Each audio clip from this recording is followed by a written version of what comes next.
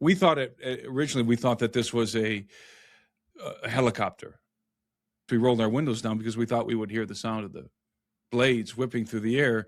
We heard nothing, and that was our first clue that this maybe was something unconventional. And it effortlessly lifted up from above this store and glided over, positioned itself above and in front of my vehicle so that I could see the whole thing through my windshield. And it descended to about 40 feet. And I said, Tony, your phone. When he bent over to pick it up, the craft lifted up into the air, almost as if it knew we were about to snap a picture.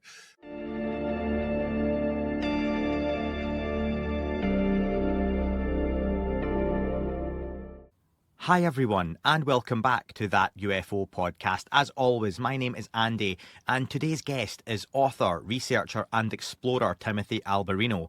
In this conversation, we get into Tim's remarkable background from his years living in Peru and his early fascination with biblical themes, giants and megalithic civilizations, through to his own personal UFO encounter and why that changed the way he looks at the phenomenon.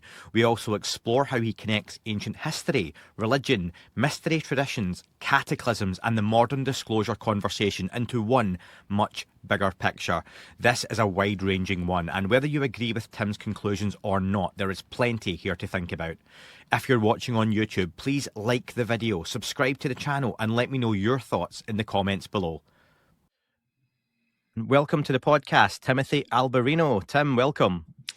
Thanks for having me. Look forward to our conversation. You are a guest, Tim, that for a couple of years now, a lot of listeners, when I'm putting out for guest requests, your name comes up time and time again. But there is so much to cover with you. You're a guy who is involved in researches and so much. Fascinating life you've had.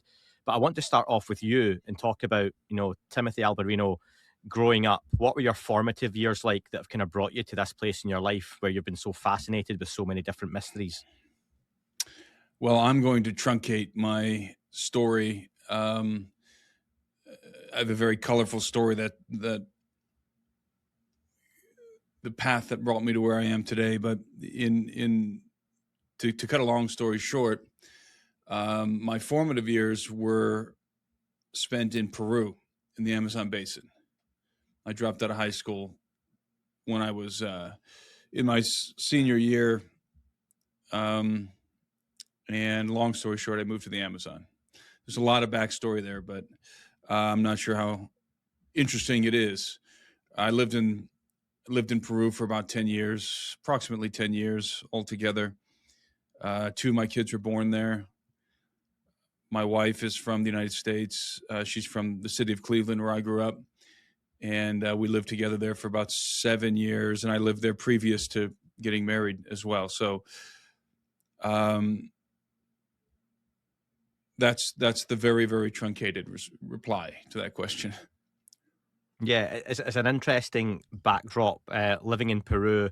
And I've got a question on Peru and an event that happened in the last couple of years. But first off, I want to know, growing up, of all the mysteries, of all the things you explore, ancient civilizations, prophecies, giants, ufology, what was the first mystery that you really took to and why? Well, I've always been interested in the biblical themes ever since I was young. So that was sort of the first track for me. And then giants and megaliths, when I lived in Peru, really became a theme, precisely because I was living in a land full of megaliths and legends of giants. And then also, while living in Peru, I became very interested in the UFO phenomenon, because we would see UFOs quite frequently in Peru. In fact, I can recall a particular instance in which I was standing on the roof of the house we were renting at the time at night with my wife, and we were in the city of Tarapoto in the Amazon basin. And we were watching this craft. I forget if it was one or two, but there was at least one craft that was moving erratically in the sky. And based on the maneuvering, we knew it couldn't be a conventional craft. It wasn't a helicopter or anything like that. And I had several instances like that while living in Peru, which piqued my interest in the topic. So that began at that period of time as well. And then when I came back from Peru, I lived in Cleveland for a couple more years before moving out to Montana, where I live now, to work with author and researcher Steve Quayle, whose research focus is the topic of giants. And so that I started traveling all around the world. We created a film company together called Gen 6 Productions, and we were working on a film series called True Legends, and I was investigating topics related to giants and the antediluvian world, megaliths and so forth, in South America and in Europe. So I got to see a lot of the megalithic sites during the production of that film. Investigated giants on the island of Sardinia and in other places as well, Malta. And then it's just sort of, everything just sort of took off from there. And that's what I've been doing. I guess you could call it my career. That's what my career has been. And in recent years, probably in the last 5-6 years, I've really focused heavily on the UFO topic. I had a experience myself some years ago, probably about 12 years ago, in the month of February, during that period of time when I was back in Cleveland, Ohio, after returning from Peru. And I had a close encounter with a unconventional craft, an aerospace vehicle that was hovering about 40 feet above my car. And and I had already been quite familiar with ufology previous to that encounter. And so it was just, as I like to say, it concretized the topic in my mind. It's one thing to read about UFOs and crash retrieval programs and all of these aspects of UFO lore. And it's another thing entirely to be staring at one of these things, out your windshield 40 feet above you. It really it brings the topic to life. And there's no going back. There's no going back once you have an experience like that. You don't have the luxury of being on the fence. Yeah. After an encounter like that. Now, I don't know if the craft was, who piloted it, who was piloting it, if anyone at all. Maybe it was a drone, but it certainly had no visible propulsion system. The typical silent, hovering craft. It wasn't a saucer. It was more of a diamond-shaped craft. Mm-hmm. It had some body armor that was reminiscent of the F-117 Nighthawk stealth fighter, but it wasn't conventional at all. And it had triangular lights on the front of it. My brother-in-law was with me. We both observed this thing. I would say we probably were staring at it for about 2 minutes, which is a long time just to stare at something like this. So we really were able to take it in. It was nighttime. It was extremely windy. The craft was completely unmoved, unaffected by the atmosphere, as if it was in its own atmospheric bubble. So everything that I had known through research, known about these craft, I was observing in real time. And it could have been an ARV, alien reproduction vehicle, using exotic and conventional components, could have been military, who knows? But what I walked away with after that experience was the undeniable reality, let's put it in these terms, that at the very least we have an exotic propulsion system that is being hidden from the public. At the very least, that's baseline, right? The very least, we've got material. We've made breakthroughs in physics that the public is not aware of.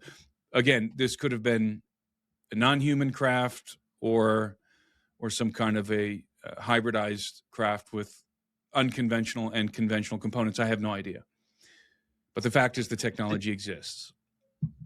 Had you seen the craft come in from a distance? Was it something you just noticed above you, or? I was that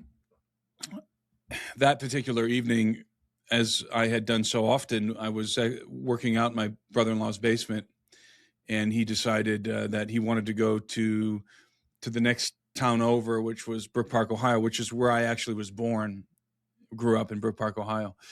And so he wanted to go to get some supplements at a GNC store. So we jumped in my car and drove.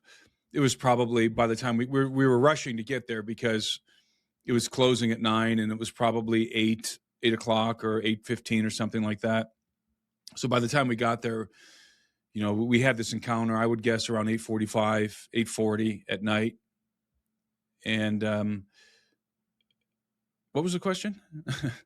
Yeah, just did you see the craft come in from a distance? Right. Was it a point of light, or? Yeah. As we were approaching this was in a strip mall in what at the time was known as the Brookgate Strip Mall, and or shopping complex, and the craft was hovering over the building on the corner. It used to be a Hollywood Video. I don't know if it was at the time. If people remember Hollywood Video, the competitor to Blockbuster, and I don't know if it was at the time back 12 years ago, but as we were approaching the parking lot, originally we thought that this was a helicopter. We thought maybe there's a National Guard base close by, so we thought maybe they're running some kind of a drill. And it was a large. We thought it was a large helicopter, like a Chinook troop carrier or a Black Hawk or something like that. And that was our initial reaction. And of course, we rolled our windows down because we thought we would hear the sound of the blades whipping through the air.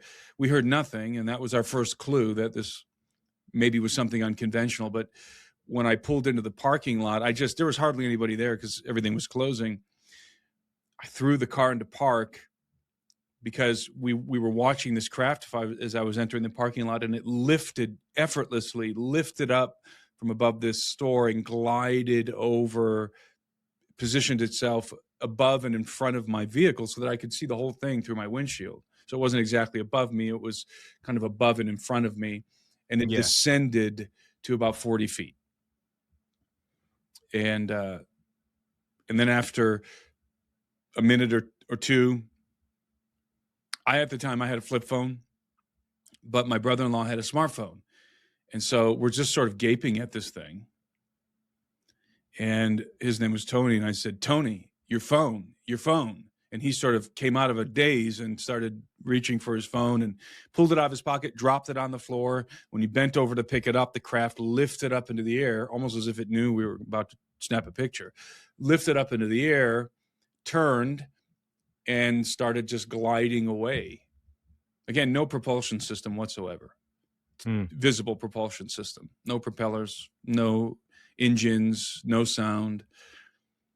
And we jumped out of the car, and it was very, very windy and cold. February. We jumped out of the car, and by the time, he got his camera up, this thing was gliding over the horizon.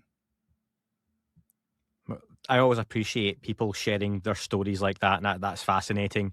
I appreciate the Hollywood Video reference. I used to work in Blockbuster when I was much younger. Yeah. I miss those days of going in and getting the younglings don't know what Blockbuster is, right? Or was, or Hollywood Video. But guys like us, one of the most exciting things that we would do growing up was when our dad or mom would take us to the Blockbuster Hollywood Video store to go rent a video, or Family Video, go rent a VHS.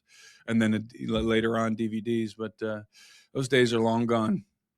Yeah, glory days, folks. And some of you younger folks, like Tim says, will appreciate that at all. But you painted a wonderful picture. Before we go back to UFOs, obviously, some of the things that I don't normally talk about, but I have to touch on while you're on the podcast. You're a Christian. That's your background, and you study a lot of ancient history, a lot of biblical interpretations. How has that work ran alongside your religious beliefs? Has there ever been any interference? Have you ever been challenged in your beliefs? No. My my paradigm, my biblical paradigm is expansive enough to accommodate any of these things. And it doesn't really change, from a theological perspective, it doesn't change anything for me.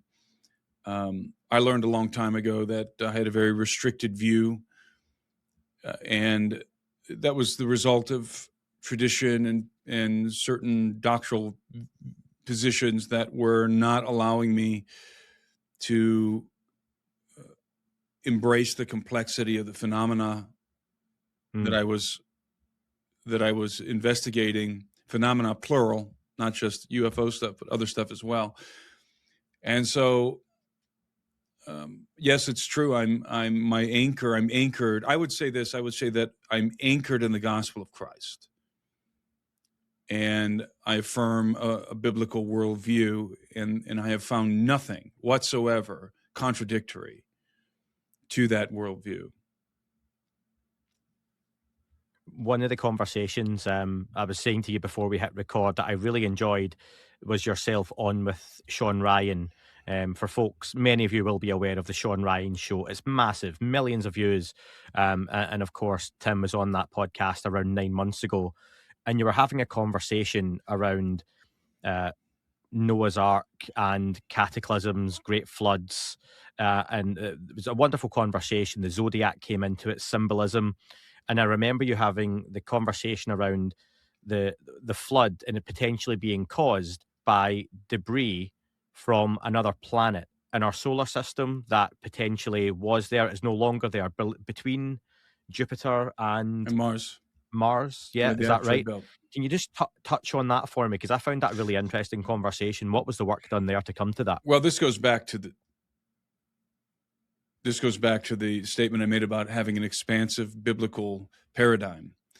And that includes a paradigm in which you can accommodate an extraterrestrial civilization inhabiting Mars and some of the other planets in our solar system, perhaps Venus and other planets, previous to the creation of Adam in the Genesis narrative.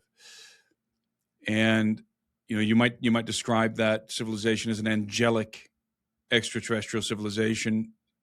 Obviously, if you have a civilization inhabiting Mars, it is by definition extraterrestrial. Could have been inhabiting the Earth as well, previous to the creation of Adam. So there are different viewpoints within biblical theology,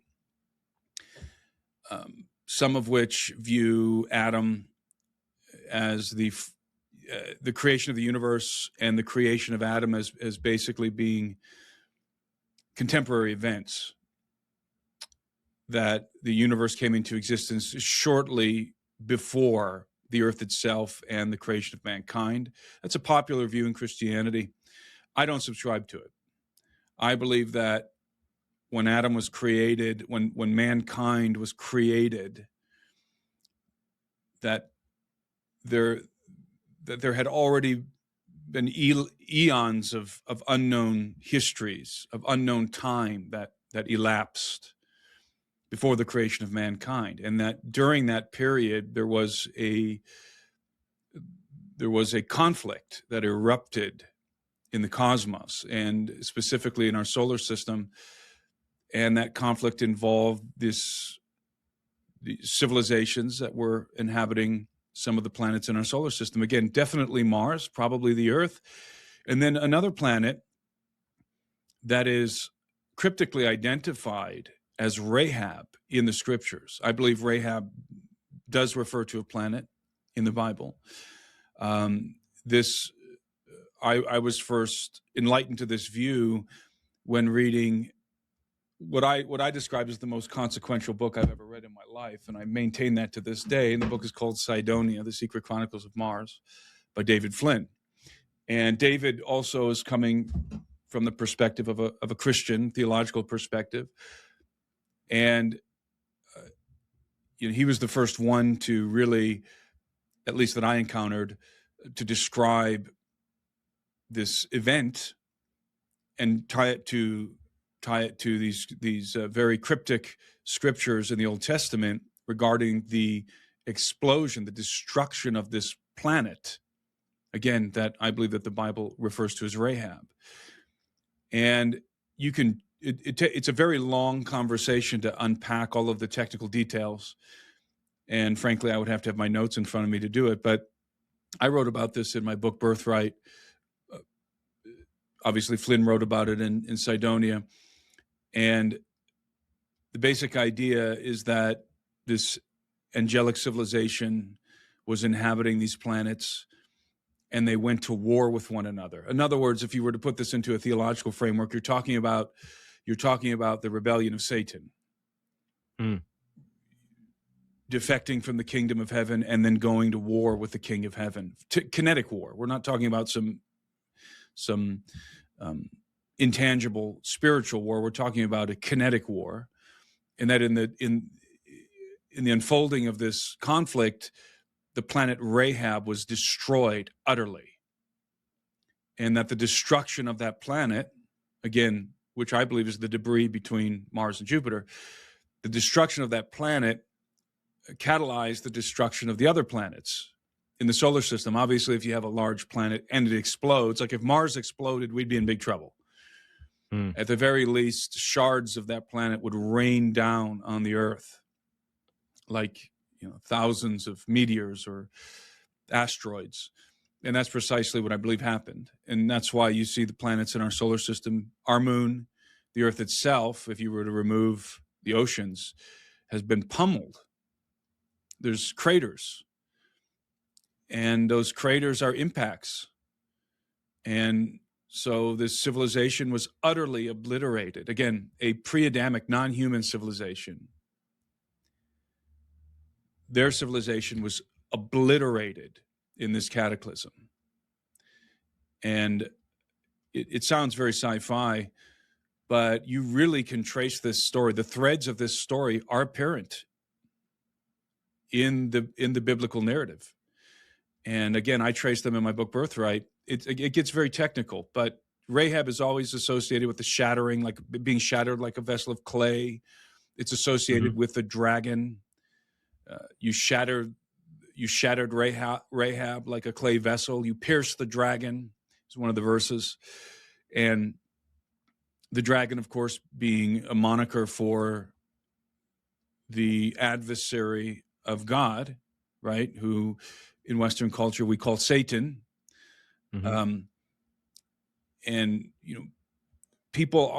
Christians are not normally used to or comfortable with thinking about these sort of things in very tangible, literal terms, like civilizations on Mars, for example, an angelic civilization. When you take the word angelic and the word civilization, you put them together, you breach some taboos immediately. Yeah. In that most Christians think about angels as just these very these disembodied wraith-like beings. They don't think about them as very much like us in the sense that they build civilization. They manufacture technology. They build edifices. They have civilization.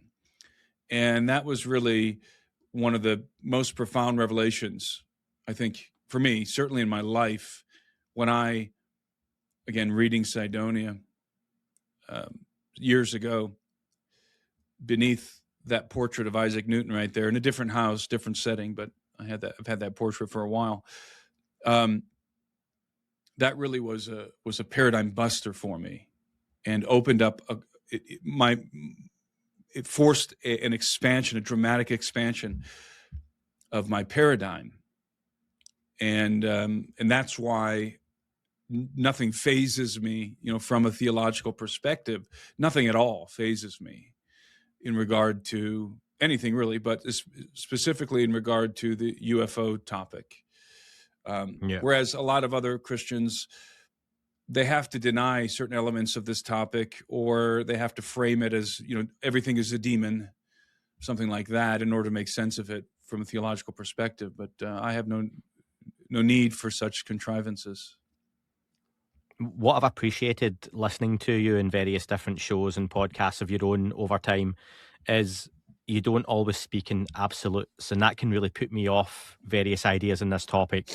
For example, when I listen to Dr. Stephen Greer, it sounds like if you don't agree with everything he says and everything he knows, you're an idiot, and that You're a can be really dilettante. off-putting.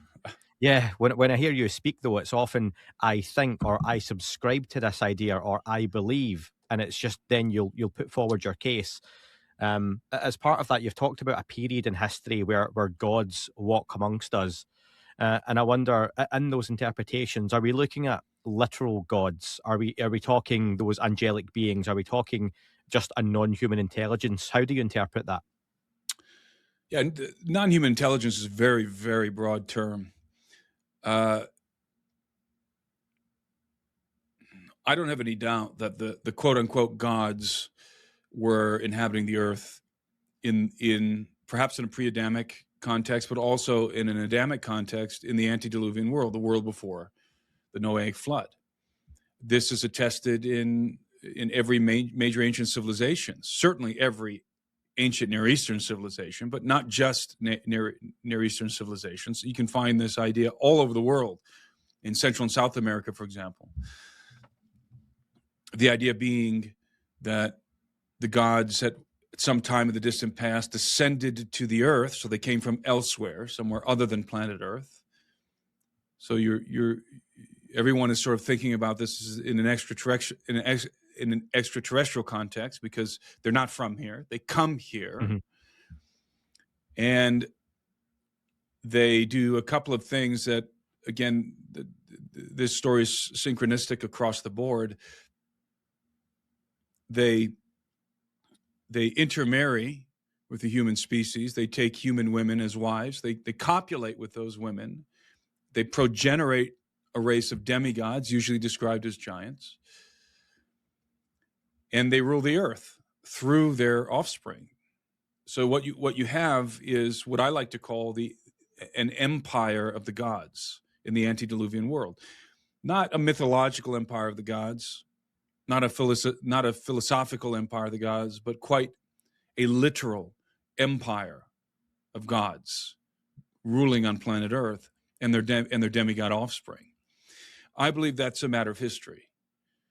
The biblical narrative also includes this framework. In Genesis 6, we read that the sons of God saw the daughters of men, that they were beautiful, and they took wives of all whom they chose. And then the insinuation is that they copulated with these women. They had sexual relations with these women because the result was a race of giant hybrid beings called the Nephilim. And the Genesis account is an abridged version of the broader story that you find in the book of Enoch, specifically in First Enoch, but not just in the book of Enoch. This was a story that is very, very old, and it's attested in not only, as I said, in the book of Genesis and elsewhere in the Bible, by the way, in the New Testament as well. It's attested in First Enoch, but also in the book of Giants, the Dead Sea Scrolls, book of Giants, the book of Jubilees, the Genesis Apocryphon, which are all Dead Sea Scroll texts, and in numerous other Second Temple manuscripts. So this is not an extra biblical Jewish legend. This is a story. This is a historical fact that you cannot separate from the biblical account. That these divine heavenly beings descended to the earth in the antediluvian world. In the book of Enoch, these beings are described as watchers. They're called watchers, and they are angelic beings. And what's very interesting in the biblical account and in the Dead Sea Scroll account, the Dead Sea Scroll texts account, is that we're told explicitly that these beings, these watchers, they lusted after the daughters of men. And that's a very interesting point. It's one that is often overlooked. It's glossed over by many people who think about, of course, the story of the Watchers in the book of Enoch has become very popular today. It wasn't really 10 years ago, but it is today. And a lot of people talk about this story. A lot of people mention the Book of Enoch, for example, on podcasts. Anna Paulina Luna talks about how the Book of Enoch describes interdimensional beings. But what's interesting to me is that what the Book of Enoch actually describes are beings that are very much like us, capable of lusting, first and foremost, which implies biology, which implies the sexual anatomy. And not only capable of lusting, but also reproductively compatible with the human species, which is precisely the narrative that we have, again, across the globe. This story is ubiquitous, that the gods copulate with human women. Poseidon famously copulated with Cleito, and she gave birth to the kings of Atlantis, the 5 sets of twins, male twins, who were giants, according to other ancient records. And so you have beings who are very much like us, but they're not from the earth. They descend to the earth. They're reproductively compatible with us, and they produce a race of demigods. And that story is very important because it provides a historical context for perhaps for some of what we're seeing today. So I would agree with Congresswoman Luna that the Book of Enoch does hold some of the keys to understanding the phenomenon, the UFO phenomenon, the UAP phenomenon. It's not a comprehensive explanation, certainly not. But at least there's a historical backdrop here that accompanies the modern phenomenon. Why do you think these versions of our history have been hidden and suppressed? Why can't we know this now en masse? Well, I mean, there's probably several different answers for that. I think that the mystery schools are still in operation today, and the adepts and acolytes of the mysteries, their purpose, their objective is to rediscover the lost knowledge from the antediluvian world, the knowledge of the gods. But not just the knowledge of the gods that was lost in the antediluvian world, but also specifically, and this is one of their specific objectives, is to recover the lost knowledge of the gods on Mars. And they believe, the mystery schools teach, of course, esoterically. Nothing is spoken so directly that you could derive any sort of coherent narrative. You have to read between the lines, so to speak. The mystery schools teach that the gods descended from Mars, the very gods we were discussing previously that descended in the antediluvian world. And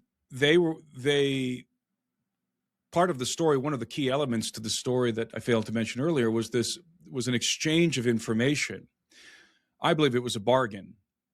In the story of the Watchers from First Enoch, the gods who descended the Watchers, they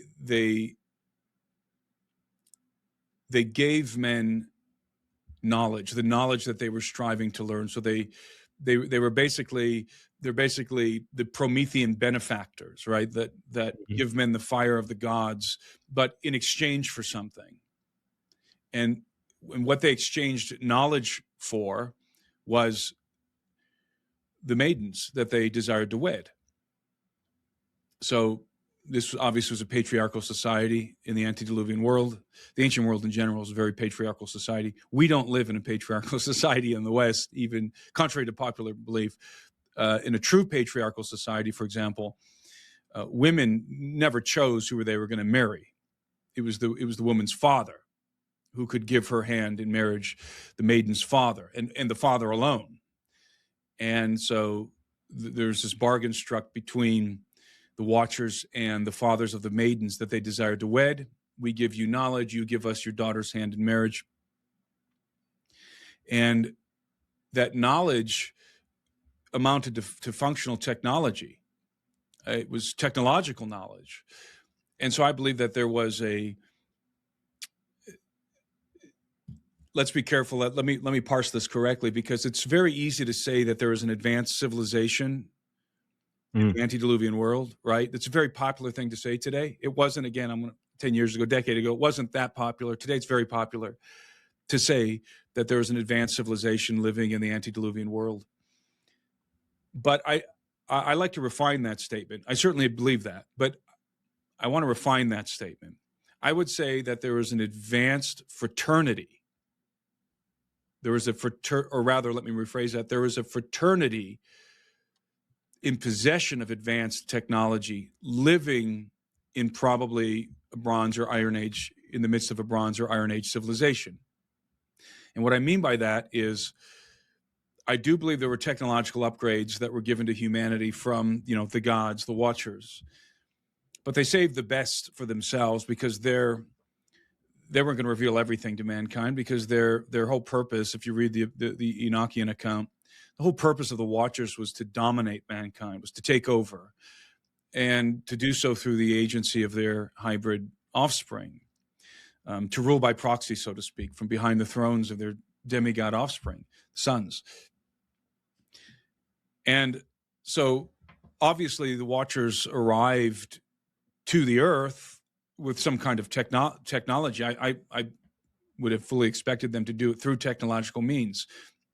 In other words, they descended to the summit of Mount Hermon, according to the Book of Enoch and other Dead Sea Scroll accounts, and I don't think that they're like genies. They just blinked their eyes and materialized on Earth. I think they arrived to the Earth at the helms of advanced aerospace vehicles, what we would call UFOs today.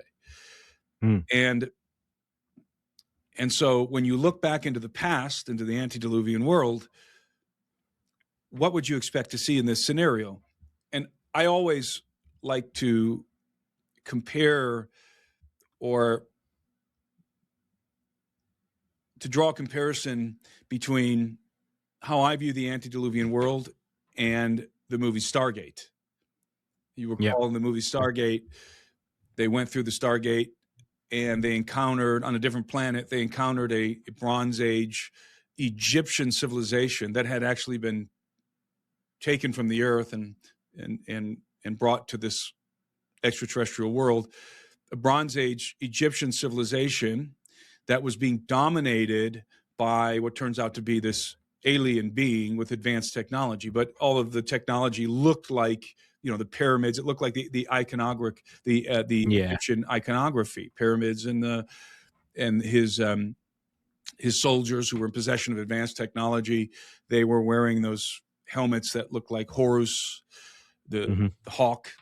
And this was all technology, right? But it looks like it's technology wrapped in ancient Egyptian iconography.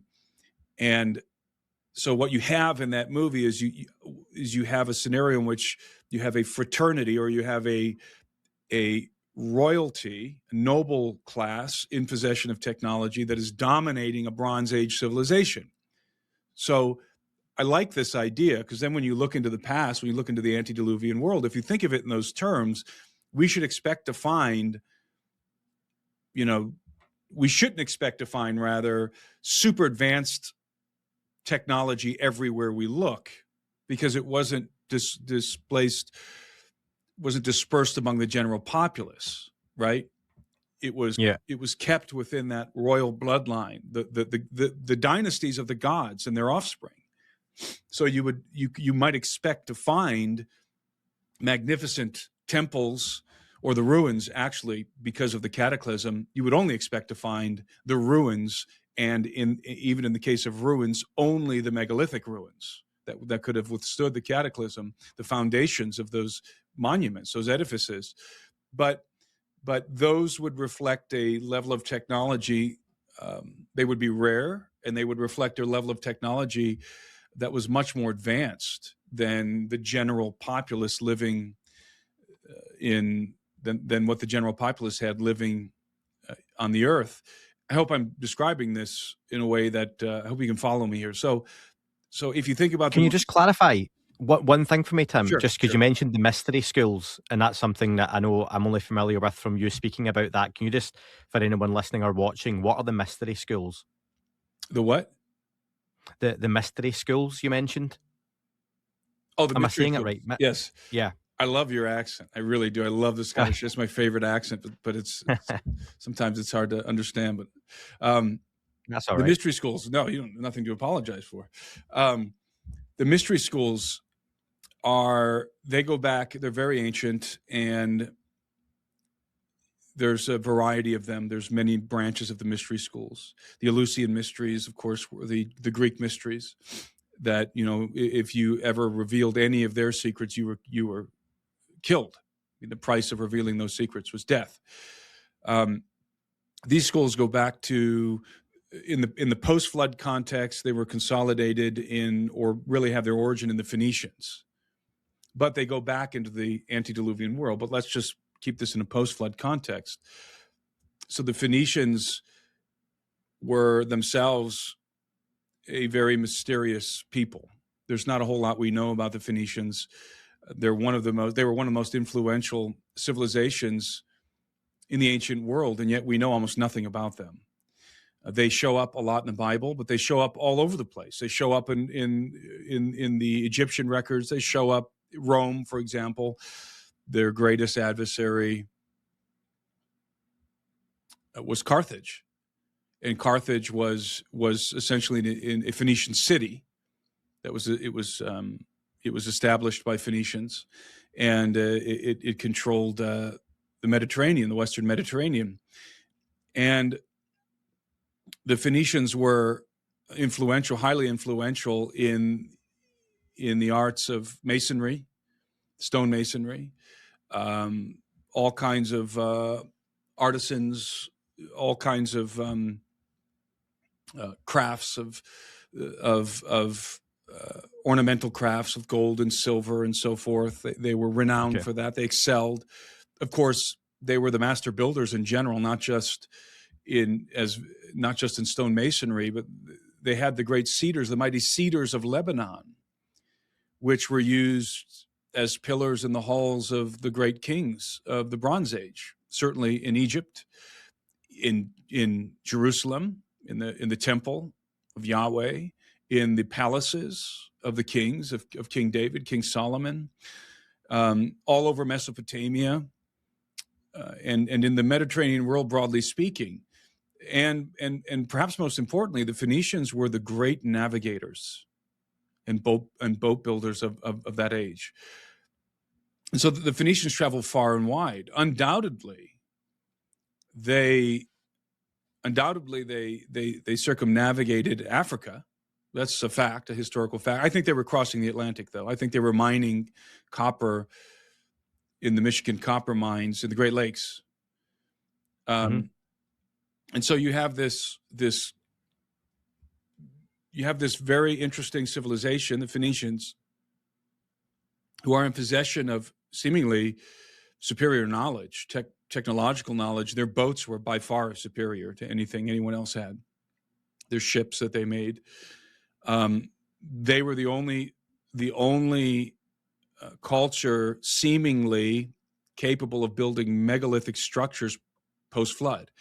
They were employed, as I said, by the great kings of the Mediterranean, by the pharaohs of Egypt, for example, to oversee the building projects, the great building projects, and to provide the artificers and the materials for these building projects. A great example here is the Temple of Solomon. Who did Solomon hire to build the temple? He hired the Phoenicians. King Hiram of Tyre was a Phoenician. Tyre was a Phoenician city, as was Sidon, as was Byblos. And the Phoenician city of Tyre supplied, the Phoenician king rather, Hiram supplied the great artificers, including Hiram Bingham. Hiram Bingham discovered Machu Picchu in Peru, including Hiram Abiff, a different Hiram, the first Hiram Abiff, who traveled to Jerusalem. Hiram Abiff was half Hebrew, half Phoenician, And it was the Phoenicians who laid the foundations of the temple, who oversaw the building of the temple. They were the great. This was the MO. This is what everyone did. So what I'm saying here is that there was knowledge that was consolidated, very advanced knowledge consolidated in this civilization. And their religion, the religion of the Phoenicians, was also very influential, their gods and their religious practices. And the Phoenicians were one of the clans, one of the civilizations of Canaan. They were essentially Canaanites. And so the reason why I'm talking so much about the Phoenicians is because these mystery schools, they trace their origins post-flood to the Phoenicians. And I don't know how much you want to, I don't know how much time you want to spend on this, but I'll illustrate. And I know the question is about the mystery schools, and I tend to be very long-winded, so just interject. Don't feel bad about interrupting me. Just interrupt me. That's okay. Go for it. Go for it. I'll take no offense.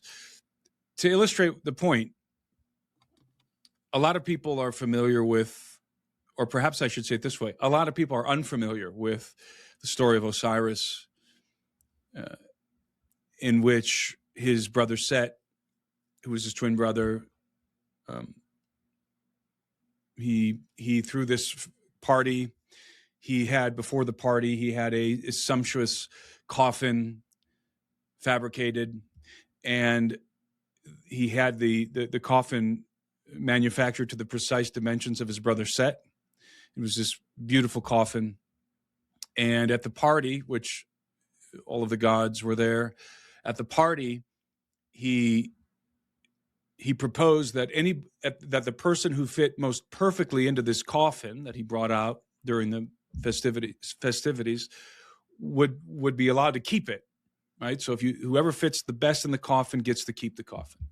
Well, he already knew that Osiris was going to fit the best in the coffin.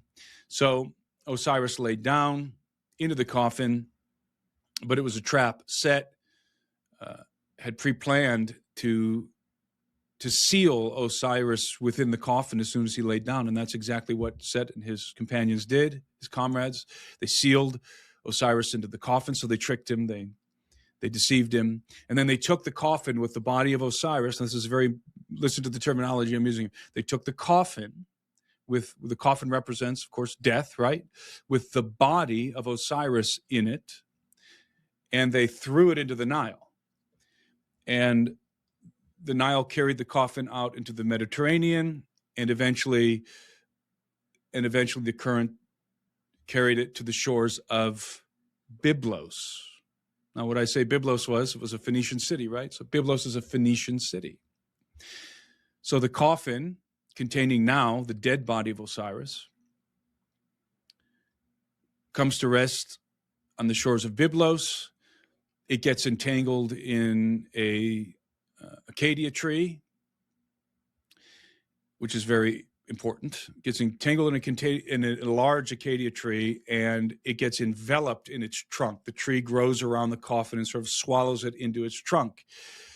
Then the king of that land, the Phoenician king, Melicandor, while passing through the region, he noticed the tree, how beautiful it was, with this large trunk, and he had it cut down to become a pillar in his palace. And so the body of Osiris, the dead body of Osiris within the coffin, was now concealed within the palace of the Phoenician king Melicandor. So Isis, obviously distraught that her husband, who was also her brother, was missing, had been thrown into the Nile and is now missing. She knew he must be dead. So she embarked on this journey, on this quest, rather,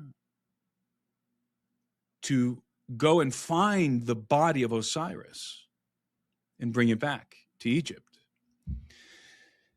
So she journeys through the land looking for the body of Osiris.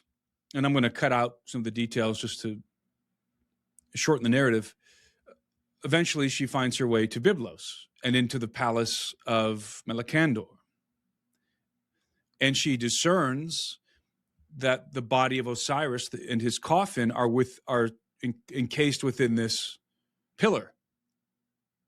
So she has the pillar cut down, she retrieves the body, and she brings it back to Egypt. Now, all of this is very symbolic, okay? I'll explain it at the end, but just there's a lot of symbology here, symbolism. So then, once it goes back to Egypt, Set gets a hold of the body again. This time he cuts it into, I believe it's 14 pieces. I didn't know we were going to talk about this. I always get the number wrong. I am absolutely terrible with numbers. I can't hardly remember my own birthday. I'm terrible with numbers, so I can't. You remember more than me. You remember more than me. And the number is very important. I believe it's 14 pieces. Could be 13 or 14 pieces. I should know this. Everyone can go Google it and double check. But 13 or 14 pieces. And he scatters these pieces abroad because he wants to make sure the body is never found again, okay? The dismembered body of Osiris. All the pieces are scattered abroad. And the phallus gets eaten by, in some stories, a large fish, and others a crocodile, right? So the phallus is gone. The reproductive organ gets eaten. The rest of the pieces of the body are distributed all throughout the land with the intention of making sure that that body is never reassembled by Isis. Isis, who, by the way, is a sorceress, right? So Isis goes on another quest to find and gather the pieces of Osiris's dismembered body and to reassemble them. And she succeeds. She goes throughout the land. She finds a piece here, an arm here, a leg here, a piece of the torso over here. She finds all of the pieces of the 13 or 14 pieces, except the phallus, because it's gone, been eaten by a fish or a crocodile. So what does she do? She gets all of the pieces together, and she fabricates an artificial phallus. And the whole point of this, the reassembling of the body of Osiris, is so that she can resurrect him and copulate with him and become impregnated by him so she can give birth to his son, which is a reincarnation of Osiris. And that, of course, is Horus, right? And that's what she does. She assembles the pieces. She does some necromantic rites. She fashions a golden phallus, copulates with, she brings Osiris back from the dead momentarily, long enough to copulate. Then he dies. She becomes impregnated and ultimately gives birth to Horus. Okay. What I just described to you is an abridged version of the story. But what I just described to you is the mission, the objective of the mystery schools.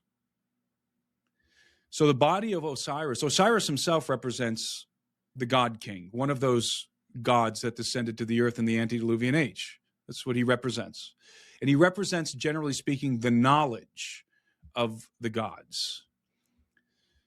And he's killed, and he's put into a coffin, which represents death. And the coffin is thrown into the Nile and is carried into the Mediterranean Sea, which is symbolic of the cataclysm, the great flood that ensued during the empire of the gods. It destroyed their world and brought to ruin their civilization. So here you have now a dead body of Osiris within the coffin, floating on the waters of the sea, right? This is also a vision of an ark carrying knowledge, right? Floating on the sea, carrying the body of knowledge, which is what the body is, the body of knowledge from the antediluvian world. You see how the symbolism works here. Where does it come to rest? Byblos, the Phoenicians. And it becomes a pillar of their temple, of their civilization. So where is the body? Where is the body of knowledge from the antediluvian world, from the gods, from the watchers? Where is it consolidated in the post-flood world? Among the Phoenicians. There's the beginning. There's the origin of your secret societies. In fact, the Freemasons, one of their patriarchs is Hiram Abiff. By the way, Hiram Abiff, one of the symbols of Freemasonry, is Hiram Abiff, the coffin of Hiram Abiff, interesting, with an acacia branch. Well, that heralds back to the Osirian myth. the coffin representing the knowledge that was lost in the antediluvian world, and the acacia branch representing that tree which enveloped that knowledge and became a pillar in Melisandre's palace, the Phoenician king. There's the beginning of your mystery schools. So what's the quest? What's the objective of the mystery school? Well, it's the objective of the mystery school. The quest is illustrated in the quest of Isis. She represents the mystery adept, the mystery school adept. And the purpose of the mystery schools is to do what then? Following the symbology of the story, the symbolism of the story, is to go out into the world and try and find this body of knowledge, right? And to resurrect the empire of the gods. That's the objective of the mystery school. And it's very interesting that Isis does find the body. She brings it back where? Egypt. So you have two locations now where the mystery schools are operating most prominently. Number one, first and foremost, in Phoenicia, among the Phoenicians. And number two, in Egypt. And this is what we see. We see the Egyptians are the most developed in their knowledge and their understanding, especially of the antediluvian world.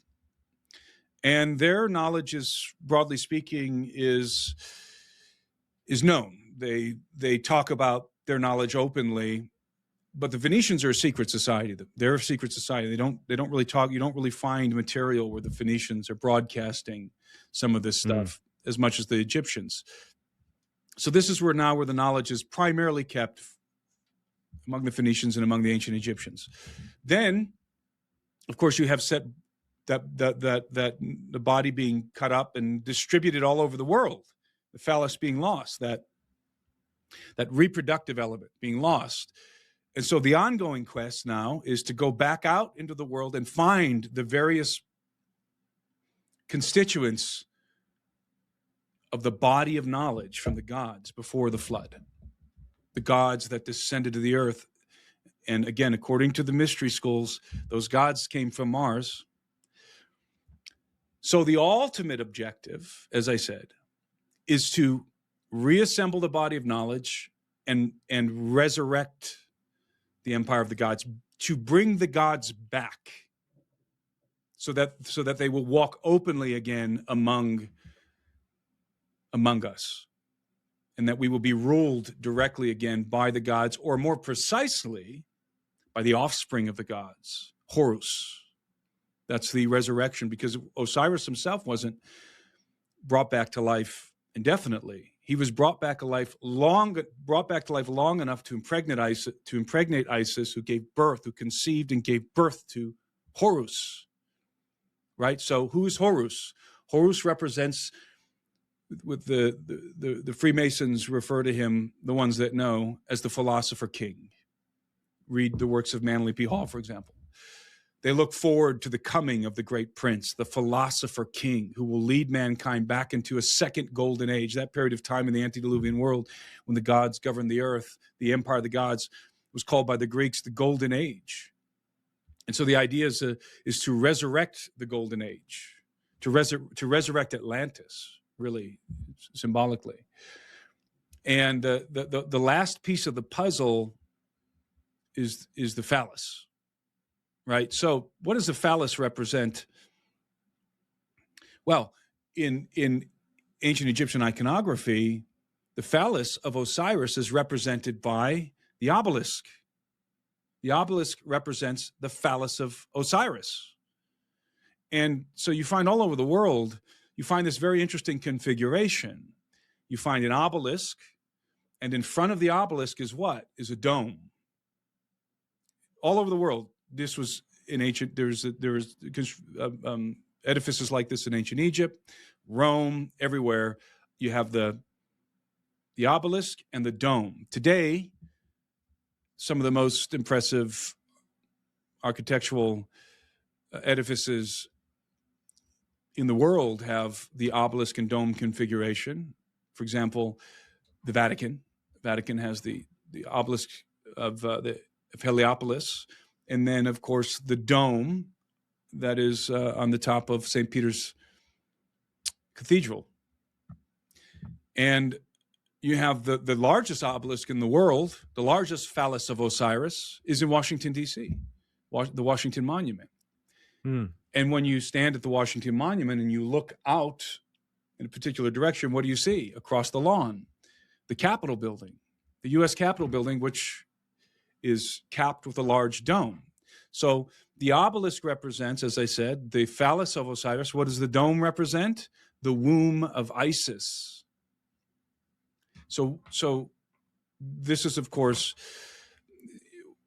this has to do with sacred geometry and some of the mysteries that are kept by groups like Freemasons who were instrumental in building some of these edifices, but not just Freemasons is just one branch of this thing, right?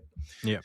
So universally, I'll reiterate, universally, the objective here by mystery school adepts, various mystery schools from different cultures, but the driving principle is to bring forth, is to reassemble the body of knowledge from the antediluvian world, from the gods, and to bring forth Horus, to bring forth the philosopher king, to bring forth the hybrid offspring of the gods, so to speak, to govern the earth. The prince who is to come is the way that they like to style it. The philosopher king who, to the mystery schools, to mystery adepts, is this wonderful, advanced being, person, leader who's going to lead the world back into a new golden age. But from a biblical perspective, this is the individual that is identified as the beast, the Antichrist. So you can see there's a stark difference in the perception regarding this figure. And in fact, there's a stark difference in the perception regarding the antediluvian world. The pagan world viewed the antediluvian world as the most wonderful time. When the ancients look back into the past, the ancient Egyptians and the ancient Near Easterners in general, even all over the world, as I said earlier, when they looked into the past, they understood that the civilization that had preceded them was greater than they were, had much more knowledge than they did, and that they had only recovered a vestige of that knowledge. And they viewed that period of time, the Golden Age, as a time of great blessing and benevolence and abundance. Almost universally, this is the view of the Golden Age, except among the Hebrews, the biblical account. In the biblical account, it's the opposite. The antediluvian world was a time of extreme lawlessness and bloodshed and cannibalism and just every vice. And so it's the antipode of the way that the pagans viewed the antediluvian world. And so that's why the resurrection of the empire of the gods, the coming of Horus, from a biblical perspective, is seen as the man of sin, the Antichrist, right? So all of this is apparent when you understand the symbolism in the mystery schools. And it's not, people talk about the Illuminati all the time, and so many people think that they've decoded what the Masonic symbolism means, and the Illuminati and the all-seeing eye and all of that. But the cipher is in the ancient world. There's nothing, you can't use modern culture and the iconography of modern culture to try and decode ancient mysteries. You have to go back to the symbols, sure, and understand the original meaning. And again, the story of Osiris is a very, very good example of how the purpose and the meaning of the mystery schools is concealed in this myth, right? When you properly unpack it, it's apparent. And that was very long-winded, and I apologize if we spent more time on that than you intended, but it takes a long time to properly expound these ideas. No, it's an incredible retelling, and someone like me could only wish to have the kind of memory that would allow me to do that. So I appreciate that. And just before you went into that explanation, you were talking about the bloodlines, the royal bloodlines, keeping the best technology for themselves. They weren't distributing everything amongst civilization. And I wonder, is that something you believe then continues to this day with the modern UFO, UAP phenomenon? Are we seeing an offshoot civilization, an advanced civilization that's always been there interacting with us? Quite possibly. Yeah, there's so many different things that could be happening simultaneously right now. As you know, there's no one answer. It's a very, very complex situation. And I always tell people, embrace the complexity, because if you try and reduce this thing down to some simple answer, you're going to be dead wrong, and you're not going to have any clarity about anything regarding this topic if you try and reduce it. So there is a possibility that some of what we're seeing, this is part of the crypto-terrestrial hypothesis, that members of an antediluvian civilization escaped the cataclysm somehow, either by going underground or by going off-world or something like that, off-planet, and that they've either always been with us or that they're returning, right? So, a scenario like that. That's very intriguing. Right now, people are making a lot of hay about the Boogosphere being dated. Some of the metallurgy is showing an approximate date of 12,500 years ago. Very interesting date. 12,000, Very interesting date. You're right on the neighborhood of the Younger Dryas period, the end of the Younger Dryas, which was cataclysmic, right? So it's interesting. I saw the Boogosphere up close and personal. I was there when Dr. Greer was there, and Congressman Eric Burleson and some others. And I personally am not convinced that thing is authentic. But having said that, it is interesting, if let's for the sake of argument, let's concede that the Boogosphere is a real artifact from 12,500 years ago. Well, that would correspond to this idea of antediluvian civilization, right, with advanced technology. And there's a couple of ideas that go along with that. Again, assuming that artifact or other artifacts like it are real, that either A, that technology was activated suddenly, it's been dormant, maybe somewhere in the earth, and it was turned on, it was activated, and now the spheres are sort of going back out into the atmosphere. Or B, that civilization never was completely destroyed, and that they're still inhabiting the earth, right? The crypto-terrestrial hypothesis. And I find it intriguing. I'm not sure I'm convinced of it, but I do find it intriguing. And then, you have the other question, really. If the gods were inhabiting the antediluvian world, as every primary civilization believed, these extraterrestrial gods inhabiting the antediluvian world, where did they go? What happened to their empire? Well, the answer is simple: cataclysm, right? Well, the answer seems simple on its face, but if you look at this from a sort of a superstitious perspective, like, if you look at it from the perspective of the ancient Greeks, how did the gods die? How does their civilization get destroyed? Where did they go? Where did the gods go?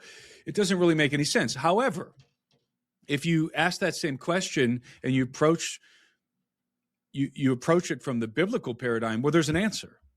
Because those watchers, there were 200 of them, by the way, they were bound and imprisoned, incarcerated. So that's where they went. They're incarcerated. And so you wouldn't expect to find them, those particular beings, active in the world anymore because they're gone. But you might expect to find, and by the way, their offspring, the giants, they were also destroyed, and they killed each other before the cataclysm. They were set to war with one another. They were incited to war with one another which I think was a technological war, by the way, something like what's described in the Sanskrit epics of India, the great wars with the Vimana flying craft and all of what appears to be the technological armaments.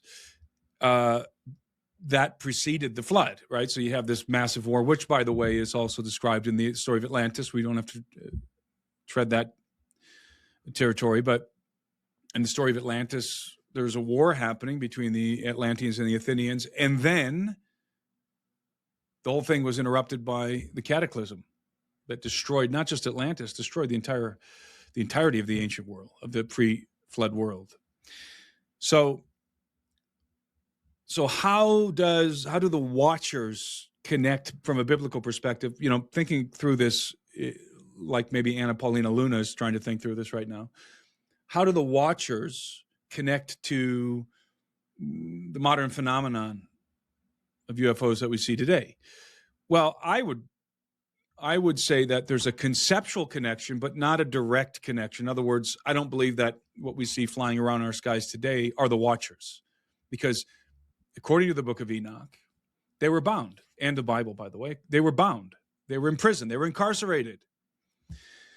And according to the book of Enoch, they're not going to be released until the day of judgment. In other words, they're incarcerated until the day of judgment. They're not released before the day of judgment. They're incarcerated until the very end, until the ages are fully consummated. That's what the book of Enoch says. So they're not getting out. However, I said conceptually, you can make a connection between what the Watchers were doing and then today, the modern UFO phenomenon, if you can see that the Watchers were an advanced, angelic, extraterrestrial race, right? And then you can ask the question, well, are there other members of this civilization still operating on Earth? And the answer, biblically speaking, is yes, there are. There's good guys and there's bad guys, right? Good angels, bad angels. The term angel is very, very general. You know, it just means messenger, an envoy, one who is sent in the Bible. And it doesn't always even refer to celestial beings. Human beings are called angels in some instances, when they're operating in the capacity of an envoy within the scriptures. So angel doesn't give you any insight whatsoever into the nature of the beings. It just tells you what their occupation happens to be at that moment. They're delivering a message, so they're an angel, right? But they clearly come from a civilization. And I believe that civilization is designated in the scriptures as the kingdom of heaven. Makes sense to me. So they're coming from the kingdom of heaven, and some of these beings are defected. Remember, we talked about that war that happened in the pre-Adamic context, Rahab, the destruction of the civilization on Mars and so forth.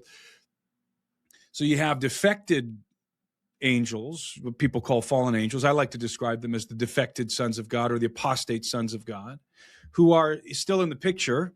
They would have the same, they would come from the same civilization, the same culture. They'd speak the same language, and they would have the same technology, or at least knowledge of the same technology, how to build the same technology at the very least, right? So from a biblical perspective, you should expect to see, at least from my perspective, you should expect to see advanced aerospace vehicles. At the very least, at baseline minimum, being piloted by this angelic civilization. See, that's a biblical view that is quite different than most other Christians, that very different perspective than most other Christians have. Nevertheless, it is a biblical view. And so I totally expect to see that sort of phenomenon. And so I think that accounts for some, not all, some of what we see, right? You have this ancient angelic race. The bad guys and the good guys are interacting here on Earth, in our atmosphere. Maybe the good guys have some bases here under the earth. Who knows? The bad guys certainly are here, within the biblical context. And I'm saying bad guys, and your audience and my audience will maybe have a better understanding if I use the term fallen angels. I don't like the term very much, but the term fallen angels suffices to explain to elucidate what I'm talking about here. So that explains, in my mind, some of the phenomena, not all of it. And as I said before, you have to embrace the complexity. I'm not trying to reduce this whole thing down to one sentence, because I know it would be extremely inaccurate if I attempted to do that. So you have you have potentially other factions in play at the same time, right? What I just described is one potential faction. Let's put them aside. Let's put them on the shelf. There, we've got some of the phenomenon explained over here on the shelf, but it's not all of the phenomenon. So you have to throw in other factions. You have gray aliens. I would say, from my perspective, that's a stone cold fact. Gray aliens exist. And associated with the gray alien, you have the insectilin, the so-called mantids or mantis beings. That's the same faction. I think the insectilins genetically engineer and manage the grays, the little grays, right? So that's kind of like one faction, the mantids and the grays. They're here. And then you have, the so-called Nordic faction, the Pleiadians. They seem to be here, right? I mean, and maybe that's the angelic faction. I don't know. Maybe not. And then you have this other faction that is, I'm not so confident about, but I think there's a very good chance it exists, and that would be the reptilians. And they're in play, right? So if you talk to people, whistleblowers, different people who are public figures in ufology who are communicating with people behind the scenes, people like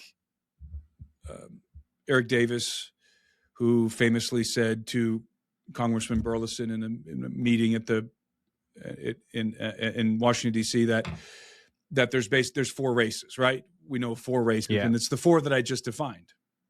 So you have different factions in play here, right? And so you can't answer all of the questions. And I apologize if this is confusing and overly verbose, but you can't answer all of the questions by appealing to one thing, is what I'm trying to say. So I'm not going to attempt to answer all the questions about what could be going on here on Earth in regard to this phenomenon by just appealing to the watchers in the Book of Enoch. That's not sufficient. That's what I'm trying to convey to you. I hope it's coming through. It's not sufficient. No, absolutely. It's not sufficient. It doesn't check all the boxes, doesn't answer all the questions. And you can't just appeal to fallen angels or demons. It doesn't check all the boxes. What about the good guys? What about the good guys? I mean, what are they? What are they riding around on flying horses? And the bad guys are in advanced aerospace vehicles? No, this is the same civilization. They're both flying around in advanced aerospace vehicles. That's the I think the most logical explanation there. So you've got to at least, even if you're going to boil this down, as so many of people coming from my camp, from a Christian worldview, whether it be Orthodox, Catholic, Roman Catholic, or Protestant, we'll try and boil this down to one word: demons. Right? Well, at the very, very least, you have to make room for the good guys too. And the good guys, according to the Bible, are much more numerous than the bad guys, right? So even just coming from that simplistic view, you can't just throw the demon label on everything, because the good guys are more numerous. And if the bad guys are using that technology, you can be assured the good guys are as well. And there's this notion that, this is a little rabbit trail and I'll shut up, but there's this notion that, the bad guys have their wings clipped and that's why they're using technology. I think, my response to that would be poppycock. There's no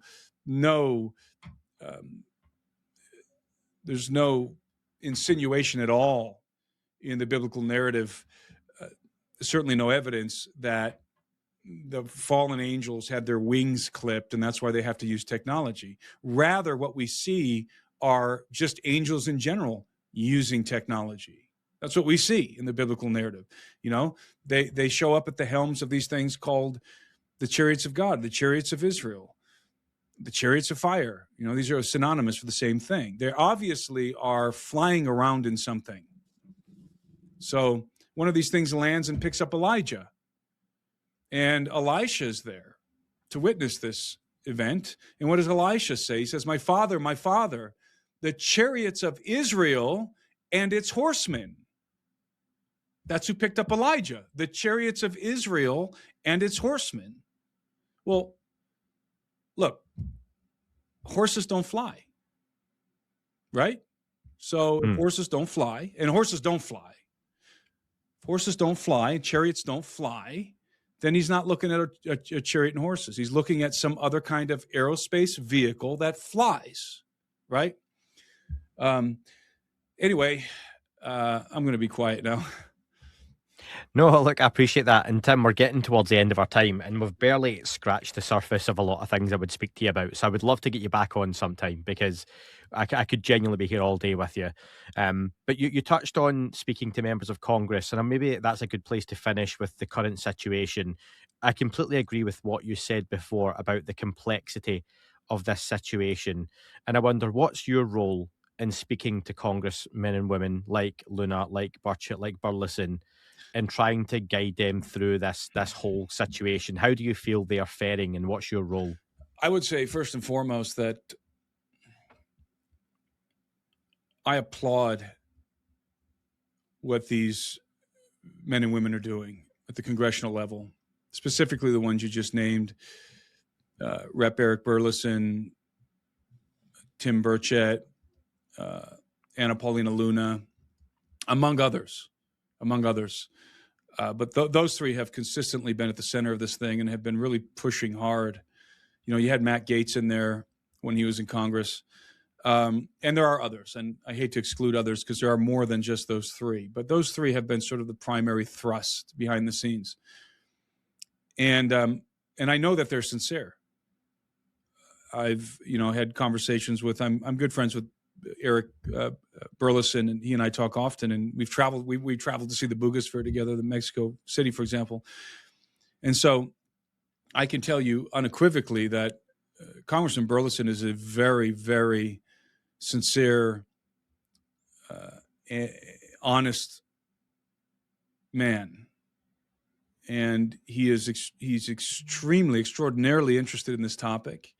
He's alarmed at all the stonewalling that they've seen at the governmental level. And frankly, he is, I don't want to speak for him here, but frankly, he's also alarmed at the cast of characters he's encountered in the world of ufology, which is one of the things that I warned him about early on was, hey, when you start getting into this, you're going to run into the UFO circuit. The UFO circus is going to come to town, and, be careful because it's a minefield. And that's so my objective, I guess I could put it in these terms, my objective in interacting with some of these people has been to try and help them, to try and navigate them toward what I would consider to be more solid ground, crash retrievals, for example. Obviously, David Grush works for Burleson, and Eric made Congressman Burleson made a really, really deft move. He hasn't really gotten enough credit for it a couple of years ago by employing David Grush. And David Grush lost his security clearance, or it was going to expire, I can't remember. And so Congressman Burleson employed him. So he works now at Burleson's office, and he was able to get his security clearance reinstated through Congress, which was a great move, very, very strategic. And so Congressman Burleson has been working closely with David Grush, trying to run down some of these leads that Grush has given him. And I'm not going to say more than that, but a lot has been happening behind the scenes, and I don't think these guys get enough credit. They get a lot of ridicule, Burleson, Burchett, Luna, but I think they're doing a great job. They're doing the best they can. I mean, what can you do as a congressperson? You really don't have much power here. People think that they have this false impression that these congressmen and women have power. I mean, you can hold a committee, right? A publicized committee, and you can bring people before that committee, and you can ask them questions. You can subpoena people, but you can't get access to the facilities. And even if they give you access to the facilities, they know you're coming a mile away. They're going to move any of the exotic assets that they have at those facilities. Even the facilities that, were given to congressional members by David Grush and others, behind closed doors, right? Those locations were not divulged to the public, where some of these programs are being developed, some of the unacknowledged special access programs. And so if a congressperson or somebody who's sent by, let's say, the Office of DNI to go and investigate some of these locations, well, you're telegraphing this from a mile away, and any assets that were in these locations are going to be relocated, so that when the congressperson shows up or the investigator shows up and says, hey, here's a list of things, that programs and maybe some assets that are here, I'd like to see these, then they can say, oh, we don't have those. We don't have anything like that here. You can look at this program. This program's happening, and this isn't an unacknowledged program. It's it's an acknowledged special access program. You can look into this one because the other stuff has been moved, right? So what I'm trying to convey to you is it's a shell game. It's a shell game happening right now. So congressmen and women and other individuals working at various levels of government who are sincere, who are pro-disclosure, right? And the reason why they're pro-disclosure, by the way, limited disclosure. We don't want to be giving away all of our secrets to China or whatever, to our adversaries. But what they want to do is they want to tell the public, they want to reveal as much as they can to the public without jeopardizing national security. So they, at the very least, they want to be able to tell the public the base realities, extraterrestrial life or whatever it happens to be. Non-human intelligence is real. There has been a crash retrieval program. Yes, we have recovered both craft and bodies, like base level revelations, disclosure. That's what they want, all of them, right? They believe the American people, because we pay for it, a lot of it, has a right to know. That's one of the primary motivators. And then also, they want to get oversight, because these programs have been specifically manufactured very cunningly to circumvent the oversight of Congress and the knowledge of the American people. And so they want oversight. They don't want taxpayer dollars being funneled into programs or being misappropriated from other programs, being funneled into these black projects, and nobody knows what's happening, and there's no accountability. That's a very, very dangerous situation.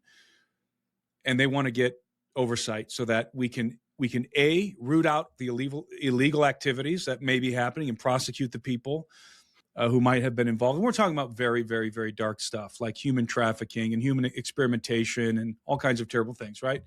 Root that out, not get rid of the program necessarily, but root out the illegal aspects of it, the dark things that are happening in secret, and make sure that there's accountability and oversight.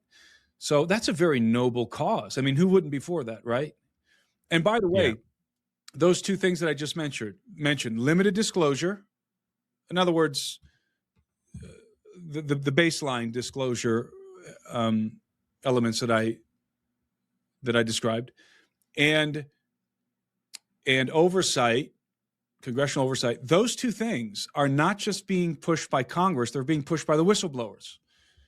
Those are the motivations of people like Lou Elizondo, who gets a lot of crap, and David Grush, and a lot of the other whistleblowers are entirely in agreement with those two objectives: limited disclosure, congressional oversight. Okay, that's literally the motivation, and I know that because I know some of these guys. That is the motivation, and you get a lot of accusations that these people are disinfo agents or whatever. I don't know anything about that. All I know is I agree with those two objectives 100%, and I applaud everybody working to try and achieve them: limited disclosure and congressional oversight. And people say, well, why not have all disclosure? Why not just have everything out in the open? Well, because then you lose your tactical advantage. And that's never going to happen, number one. And number two, it's very unwise. So, and if you're trying to push for unlimited disclosure, then you're definitely going to get shut down, right? Nobody Yeah. is going to help you. But if your objective is limited disclosure, then you can get friends and allies within government, and even inside of the aerospace contracting companies. You'll get friends and allies who eventually will warm up to the idea and the inevitability of disclosure and start to move in that direction. Of course, you have two factions right now. You have what my friend Richard Dolan describes as the secrecy faction, right? That wants to keep the lid on everything. And then you have the disclosure faction that wants limited disclosure. And there's a battle happening. There's a factional conflict happening within the same agencies. Factional conflict is happening at the CIA. Factional conflict is happening at the FBI. Factional conflict is happening at the White House. It's happening everywhere. You have agents on both sides of this thing. And some of by the way, just speaking as a Christian to the Christian community, don't think that this is, the Christians are on one side and not the other. No, there are Christians on both sides that I know of. Some for secrecy. They don't think, and I'm specifically referring to the so-called Collins elite here, who don't want, because they think the whole thing is demonic. They don't want anybody to know anything. They want to keep a lid on this thing. Don't look at it. Don't engage with it. Nothing to see here. Stop talking about it, right? Well, there's sincere Christians in that group. And then you have Christians in the disclosure group, namely Congressman Burleson, Congressman Burchett, and Congresswoman Luna, who are for the disclosure, who are on team disclosure. Very complicated, right? Everything is complicated. Nothing is easy. Nothing is easy as, oh, that's a government disinfo agent, right? It's hardly ever that way. Ever that way. There are narratives for sure. You want to see the disinfo narrative, just look at Arrow. There's the disinfo narrative right there. That's it. Yeah, I think we can all agree on that one when it comes to Arrow. But listen, Tim, you've been wonderful with your time. We have barely scratched the surface, and I truly mean that. And I hope you've enjoyed the conversation and the accent enough that you'll come back on and we can do some listener questions another time. Certainly. And dive into some other angles. But Tim, how can people find you and find your work? People can find me I got a YouTube channel. I have all my handles always the same, Timothy Alberino. At Timothy Alberino on X, on Instagram, on YouTube. I have a members community where most of my time right now is spent in my members community, where we went through my book Birthright. We're going through it right now systematically in live streams. We went through Cydonia, the book Cydonia by David Flynn, with his brother Mark Flynn and his daughter Tycee Flynn. Tycee, by the way, is the one who republished this. Everybody should go get Cydonia. I don't make any money off this book or anything like that. It's just so phenomenal. I want everybody to read Cydonia. You can get it on Amazon. It's the new reprint of Cydonia that was published by Tycee Flynn, David's daughter. I got a lot going on in the members community. That's kind of where I hang out the most, and that's called the Alberino Analysis. The AlberinoAnalysis.com. You can join my community there. But hey, man, I really appreciate you taking the time to talk to me and to feature me on your podcast. No, thank you so much. It's been a long time coming, and all those links Tim mentioned will also be in the description, folks. So please check those out. And Tim, wonderful speaking, mate. Thank you, sir.